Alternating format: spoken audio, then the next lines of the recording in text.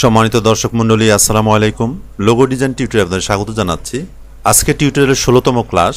এই ক্লাসে আমরা দেখব, আপনারা স্ক্রিনে ইমেজটা দেখতে পাচ্ছেন, এটা এ ডিজাইন। তার মানে এটাকে আমরা পিকজেল ডিজাইন বলতে পারি, যেহেতু পিকজেল করা হয়েছে। পাশাপাশি আমরা মনোগ্রামও বলতে পারি বা লেটারমার্ক লোগো আমরা বলতে পারি। তো এই ডিজাইনটা কিভাবে করব এটা আমরা দেখি। চলুন আমি কাজ শুরু করছি। আমি শিফট এবং অল্ট কি চেপে ধরে এটা ছোট করে নিলাম, দেন আমি বাম দিকে রেখে দিলাম। এই যে এখানে অনেকগুলো রেক্ট্যাঙ্গেল ড্র করা আছে, এগুলো ঠিক কীভাবে ড্র করতে হয় এটা আমরা দেখব। তো আমরা পাশাপাশি যে রেক্ট্যাঙ্গেল ড্র করেছি হরিজন্টালি, সেগুলো হচ্ছে 8টা এবং ভার্টিক্যালি রেক্ট্যাঙ্গেল আছে 10টা। তো আমরা এটা কীভাবে করতে পারি সেটাই দেখব। আমি টুলবার থেকে রেক্ট্যাঙ্গেল টুলটা সিলেক্ট করছি। সিলেক্ট করার পরে আমি আর্টবোর্ডের উপর এইভাবে ক্লিক করছি। ক্লিক করার পরে আমরা এখানে ওয়াইড এবং হাইটে একই মাপ ব্যবহার করব। তো যে কোনো মাপ দেওয়া যেতে পারে। আমি 50 দিচ্ছি, দেন এখানেও 50 দিলাম। এরপরে আমি ওকে করছি। কালারটা আমি স্টোকে নিচ্ছি এবং ব্ল্যাক কালার দিয়ে দিচ্ছি। ঠিক এটা সিলেক্ট থাকা অবস্থায় আমরা ইফেক্টে যাব। ইফেক্ট থেকে ডিস্টোর্ট অ্যান্ড ট্রান্সফর্ম, এখান থেকে ট্রান্সফর্মে আসব। এই ধরনের উইন্ডোজ ওপেন হবে। আমরা প্রিভিউ চেক মার্ক করে নিব। দেন আমি প্রথমে বললাম যে এদিকে আমরা নিব হরিজন্টালি নিব আমরা 8টা। তো আমাদের এখানে একটা আছে, তো এখানে আমরা কপি যে লেখা আছে এখানে 7টা লিখে দেব। 7 লিখলাম। দেন এখন এটা যে আমরা মুভ করব, এর জন্য আমাদের এখানে দেখেন মুভ অপশন আছে। এখানে এসে আমরা কোন দিকে মুভ করব, হরিজন্টালি আমরা মুভ করব। যেহেতু কত পিক্সেল মুভ করব, যেহেতু আমরা এটা 50 পিক্সেল নিয়েছি, সেই জন্য আমাদের এটা 50 পিক্সেল মুভ করতে হবে। তাহলে এখানে আমরা লিখে দেব 50। দেন আমরা প্রিভিউ করে নিতে পারি। ঠিক এটা যখন হয়ে গেল তখন আমরা ওকেতে ক্লিক করলাম। এরপর এটা সিলেক্ট অবস্থায় থাকবে। আমরা আবার ইফেক্টে যাব। ইফেক্ট থেকে ডিস্টোর্ট অ্যান্ড ট্রান্সফর্ম, পূর্বের নাই, ট্রান্সফর্মে এসে এখানে অ্যাপ্লাই নিউ ইফেক্ট, এখানে ক্লিক করব আমরা। দেন এই ধরনের উইন্ডোজ পেয়ে যাব। এর আগে আমরা মুভ করেছি হরিজন্টাল, এখন আমরা ভার্টিক্যালি মুভ করব এবং সেটাও হবে এখানে 50 পিক্সেল। আমি 50 লিখে দিলাম। এখানে প্রিভিউ চেকমার্ক করে দিচ্ছি এবং এখানে যে কপিটা হবে সেটা হচ্ছে 9। আমি এখানে 9 লিখে দিলাম, দেন ওকে করলাম। ঠিক তাহলে আমাদের কাজের যে রেক্ট্যাঙ্গুলো সেগুলো আমরা পেয়ে গেলাম। এভাবে পেতে পারি। আরেকটা পন্থা আছে, সেটা আমরা দেখে নিতে পারি। এটা সিলেক্ট অবস্থায় আছে। আমি অবজেক্টে গিয়ে এক্সপান্ড অ্যাপিয়ারেন্স এটা করে ফেলবো। তাতে আমাদের এই ফ্রেমটা তৈরি হয়ে গেল। আমি টুলবার থেকে রেক্ট্যাঙ্গেল টুলটা সিলেক্ট করছি। সিলেক্ট করার পরে আমি আর্টবোর্ডের উপর ক্লিক করলাম। ক্লিক করে আপনারা খেয়াল করেন এখানে আমি প্রতিটা 50 পিক্সেল করে নিয়েছিলাম। তার মানে 8টা ঘর আছে, 8টাতে 400 হবে। তো ওয়াইডে আমরা এখানে 400 লিখে দিব। 400 লিখে দিলাম এবং এদিকে হবে 500, কাজে এখানে লিখে দেবো 500। দেন আমরা ওকে করব। এরপরে কালারটা আমি ফিলে নিয়ে আছি। এটা সিলেক্ট থাকা অবস্থায় আমরা অবজেক্টে যাব। অবজেক্ট থেকে পাথ এবং এখান থেকে স্প্লিট ইনটু গ্রিড এখানে আসব। এখানে র আছে, কলাম আছে, এগুলো আমরা ঠিক করে নেব। এর আগে প্রিভিউটা চেকমার্ক করে নিচ্ছি। তাহলে আমরা এদিক দিয়ে যে রটা নিব সেটা হচ্ছে 10টা।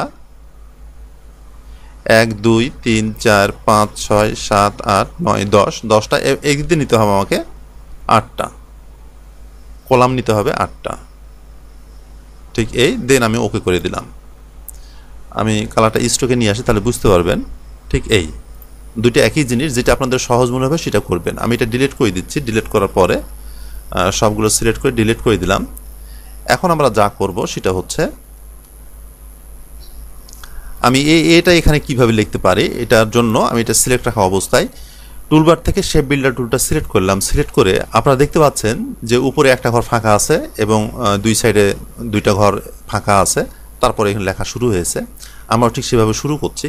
আর এখানে দেখতে পাচ্ছেন বাঁকা হয়ে আছে, সেটা আমরা কিভাবে করতে পারি এটাও দেখব। আমি এখান থেকে ড্রাগ করছি এভাবে এ পর্যন্ত এসে এখান থেকে লাইন সেগমেন্ট টুল সিলেক্ট করছি। সিলেক্ট করার পরে আমি এখান থেকে এ পর্যন্ত এটা ড্রাগ করে দিলাম। এখানে যে বাঁকাটা আছে সেটা আমি তৈরি করে ফেললাম। দেন আমি সবগুলো আবার সিলেক্ট করলাম। সিলেক্ট করে আমি সেই বিল্ডার টুল নিলাম এবং এগুলো এইভাবে তারপর আমরা এদিকে আসব। এদিকে একটা ঘর থাকবে, তারপর নিচে নেমে যাচ্ছি। এ পর্যন্ত আসলাম নিচে এবং এই পর্যন্ত এবং এ পর্যন্ত। এরপরে আমরা এই দুই ঘর নিয়ে করতে পারি, এভাবে এর যে একটা চিহ্ন আমরা দিব সেটা দিতে পারি, বা উপরে দুই ঘর, উপরে এক ঘর ছেড়েও আমরা এটা করতে পারতাম। তো যাই হোক, আমি এই অবস্থায় রাখলাম। আমরা একটা কালার অ্যাপ্লাই করতে পারি, ঠিক এই। এরপরে যে বিষয়টা হচ্ছে সেটা হলো যে এই যে চারি সাইডে যে পিক্সেলগুলো আছে বা স্কোয়ারগুলো আছে সেগুলো আমরা কিভাবে কালার করতে পারি। এটা করার জন্য আমরা সবগুলো সিলেক্ট করছি। সিলেক্ট করার পরে এখন যে কালারটা আমরা করব সেটা হচ্ছে ব্লু কালার শেড করব। তো ব্লু কালার শেড আমি অনলাইন থেকে নিচ্ছি। আমি ব্রাউজারে গেলাম এবং এখানে লিখে দিলাম ব্লু কালার, লিখলাম। দেন আমরা ইমেজে যাব, এখান থেকে একটা শেড আমরা চয়েস করে নিব। আমি এই শেডটা চয়েস করছি। এখানে রাইট বাটন ক্লিক করে আমি কপি ইমেজ এটা করে নিলাম। দেন এখানে এসে কন্ট্রোল ভি করছি। এরপরে যা করব, রেক্ট্যাঙ্গেল টুলটা সিলেক্ট করে আমি কয়টা কালার আছে, 1 2 3 4 5টা কালার আছে। আমি আইডোপা দিয়ে কালারগুলো পিক করছি, এভাবে সিলেক্ট করব এবং একটা কালার আমি এখানে পিক করে নিব। কালার যখন নেওয়া হয়ে যাবে তখন কি করব, আমরা সবগুলো সিলেক্ট করব। সিলেক্ট করে এখানে দেখেন সোয়াচ প্যালেটে আমি এটা বের করে নিচ্ছি। সোয়াচ প্যালেটের এখানে দেখেন, এখানে আপনি নিউ কালার গ্রুপ লেখা আছে, এখানে ক্লিক করেন। ক্লিক করলে এই ধরনের উইন্ডোজ ওপেন হবে। এখানে কালার গ্রুপের নাম আপনি লিখে দিতে পারেন, আমি লিখছি না, আমি শুধু ওকে করে দিলাম। দেখেন ঠিক এই কালারের কালার এখানে একটা গ্রুপ তৈরি হয়ে গেছে। আসলে এই কালারগুলোই আমি এখানে ব্যবহার করব, এই জন্য এটা নিয়ে নিলাম। এরপরে এইগুলোর আমার দরকার নাই, আমি সবগুলো ডিলিট করে দিলাম। আমি এটা আবার এখানে সেট করে দিতে পারি এভাবে। এরপর সবগুলো আমি সিলেক্ট করলাম। সিলেক্ট করার পরে আমি টুলবার থেকে শেপ বিল্ডার টুলটা সিলেক্ট করলাম এবং এখান থেকে একটা কালার নিব, সিলেক্ট করব এবং এখানে ক্লিক করব। র্যান্ডমলি আমরা কিছু এভাবে ক্লিক করে ফেলতে পারি, যেখানে সেখানে আমরা একটু এইভাবে ক্লিক করে ফেলতে পারি। তারপর আরেকটা কালার নিব, আমি এবার হালকা নিচ্ছি। দেন এর পাশাপাশি আমি বসানোর চেষ্টা করছি।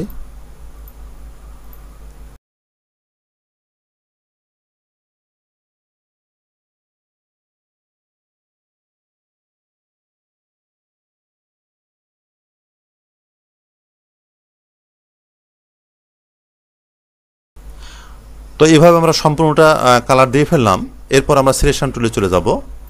দেন আমরা যেখানে স্টক কালার আছে, স্টক কালার নান করে দিব এবং গ্রুপ অবস্থায় আছে, আমি রাইট বাটন ক্লিক করে আনগ্রুপ করে দিলাম। এবং এই যে লাল, সরি আনগ্রুপ হয়নি, আমি কন্ট্রোল জেড করছি, দেন আবার রাইট বাটন ক্লিক করে আনগ্রুপ করছি। এইটা আমরা ডিলিট করে দেবো, এটার আমাদের দরকার নাই, এখানে আসলে সাদা থাকবে, এটা আমরা ডিলিট করে দিচ্ছি। এরপর সবগুলো সিলেক্ট করে আমি কন্ট্রোল জি প্রেস করছি। এখন দেখেন এখানে কিছু কিছু পিক্সেলগুলো এখান থেকে সরানো আছে, আমরা ইচ্ছেগুলো সরাই দিতে পারি, এই একটা বিষয়। আরেকটা বিষয় হলো যে এখানে এর উপরের অংশটা রাউন্ডেড করা আছে, এই রাউন্ডেডটা আমরা কীভাবে করতে পারি সেগুলো দেখব। তার আগে আমি এগুলো সরাই দিচ্ছি, যেগুলো আমি এখান থেকে সরাইতে চাচ্ছি। এটা সরানো আছে, এটা সরানো আছে, এটা সরানো আছে এবং এখান থেকে এটা সরানো আছে। এটা সরানোর আগে হ্যাঁ, এটা আমি সরাই দেব, সরাই দিলাম। এখন আমরা যেটা করব সেটা হচ্ছে এখানে যে রাউন্ডেড শেপ আছে সেটা কিভাবে তৈরি করব এটা দেখব। আমি কন্ট্রোল প্লাস করে জুম করে নিচ্ছি। দেন এই রেক্ট্যাঙ্গেলটা আমি সিলেক্ট করে আমি শিফট এবং অল্ট কি চেপে ধরে ঠিক এইভাবে আমি কপি করলাম, এখানে রাখলাম।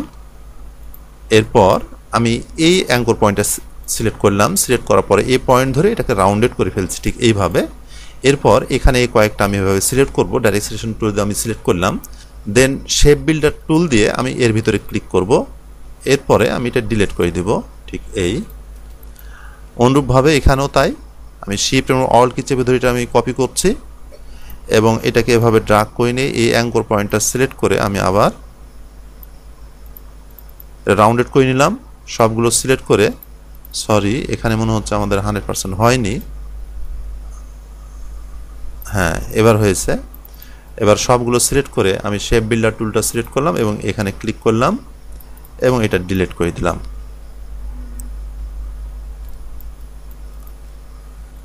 তো এই হলো আমাদের একটা পর্যায়। এখন আমি এটা বাইরে রাখছি।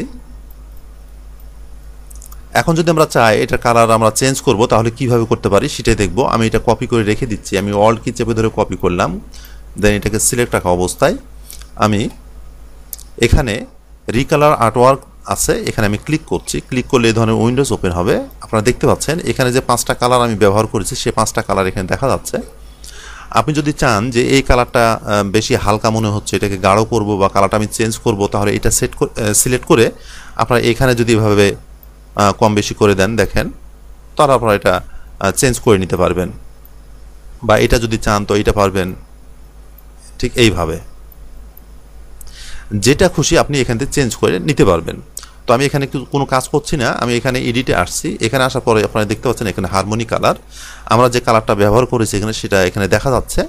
তো যেহেতু আমি এখানে কিছুটা চেঞ্জ করেছি, আমি ক্যান্সেল করছি। ক্যান্সেল করে আমি আবার এই অপশনে এসে আমি এডিটে যাচ্ছি। এখানে এসে দেখেন আমরা যেভাবে কালারটা ব্যবহার করেছি ব্লু শেড, ঠিক সেভাবে এখানে শো করছে। তো আমরা যদি চাই এখান থেকেও আমরা এটাকে এভাবে চেঞ্জ করতে চাই, তাহলে আমরা চেঞ্জ করতে পারি। আমরা এই রাউন্ডগুলো ধরে আমরা এইভাবে মুভ করাতে পারি এবং চেঞ্জ করতে পারি। তো যা হোক, আমি এভাবে রেখে দিচ্ছি, আমি চেঞ্জ করছি না। আমি যেটা করতে চাচ্ছি সেটা হচ্ছে আমি এখান থেকে যখন মুভ করাবো তখন সবগুলো একসঙ্গে মুভ করাবো। সেজন্য এখান থেকে এগুলোকে এখানে দেখেন লিঙ্ক হারমোনি কালার্স, এখানে আমি ক্লিক করছি। ক্লিক করে আমি লিঙ্ক করে দিলাম। দেন আমি একটা ধরেই এভাবে সবগুলো মুভ করছি, যে কোন কালার নিলে আমাকে দেখে ভালো লাগবে।